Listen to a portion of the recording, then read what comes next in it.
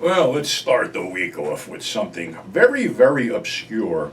So obscure and so notorious that I'm really surprised that none of these boutique fucking labels haven't dug this one up to show how proud they are of digging up an unearthed gem and waving in everybody's faces and you know how they fucking are. But anyway, we're going to go to 1973. And the name of the film is simply Psychopath. It's also was out on video as An Eye for an Eye.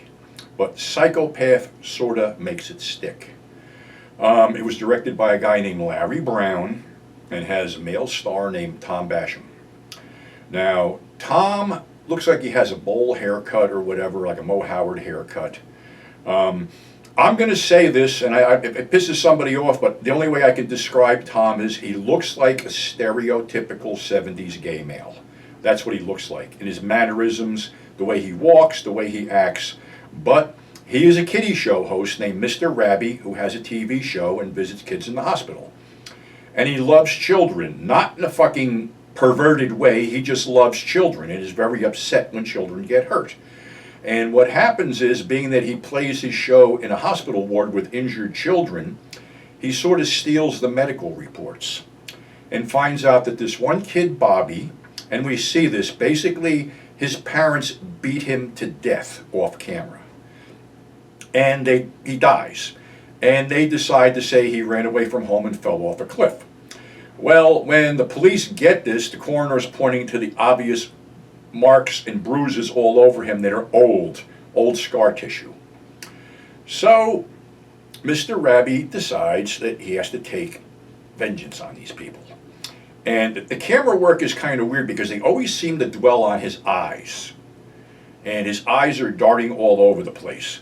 The couple decides to get in there and get drunk so they can make their story more palatable to the police, who are on their way there because now they're going to charge the two with murder and see if it'll stick. Usually it doesn't stick, that's the problem.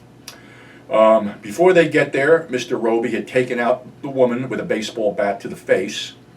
And when the drunken husband comes home with the next bottle of booze to fortify their courage, he for some reason he's changing his fucking shirt for some reason. And then he sees his dead wife and he runs out and gets in the car, but Mr. Rabbey is in the back seat and strangles him in a pretty gross scene. As far as on-camera murders, that's about it. There's another thing where a mother is really abusing her daughter, and when the daughter goes to a birthday party after being beaten, Mr. Rabbey shows up and it extracts vengeance. But in the meantime, his TV show is canceled. He's got nowhere to go, and he's sort of losing it. So he pulls out his last file, which was two parents that were supposedly beating a girl. Well, he stalks the father to the hardware store where he works and asks to buy a pair of shears and would this guy sharpen them for him. The guy says, well, they're already sharp. He goes, no, I want them sharper. So basically, when this guy's on the telephone, Mr. Rabbey is going to sneak up behind him and cut his throat. But he hears him yelling at his wife for her to stop beating on the kid, stop taking out your shit on the kid, we'll work this out. So that murder is averted, and he goes back to that woman's house with the intent to kill her. Only her daughter shows up on the scene, and as he's just about to burn her face off with an iron, the daughter pumps a slug into him. And Mr. Rabbey hits the ground with a shocked look on his face as blood pours out his mouth.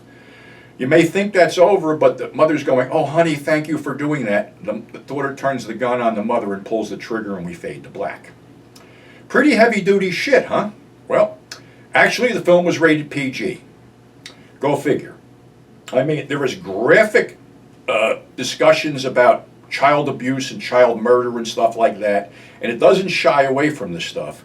What makes me wonder is, it seems that there may have been payoff scenes in the kills and stuff like that, but I got a funny feeling they were taken out. And I know this film was a really popular film on 42nd Street. So popular, in fact, that Joe Spinell got wind of it and actually was going to play Mr. Rabbey in Maniac 2, Mr. Rabbey, and they only shot about an 8-minute teaser before, unfortunately, Joe passed away. So, again, here's one that's like languishing somewhere. I mean, there's got to be extra footage to this thing, and just the fact that it got a PG rating to begin with is pretty fucked up. But I think Tom Basham only did 3 other films and he passed away at age 60, and the only other name that's in there is a very early appearance by John Ashton from Beverly Hills Cop. So, I mean, this thing must be floating around on bootlegs or somewhere on the internet, but it would be nice if somebody actually tracked down a complete print of this and put it out the way it's supposed to be put out, because it is a powerful fucking message that the film is sending, as fucked up as it is. And it really addresses the whole, child abuse factor big time. And, Tom Basham as Mr. Rabbey is sufficiently creepy and weird in his own way, and you'd see this guy, you think he's benign, but then the psychosis kicks in and bang, he's ready to fucking do some damage. So, yeah, Psychopath is a very interesting movie under any title. So that's our show for today. Thanks for subscribing, thanks for tuning in, and we will catch you on the flip side.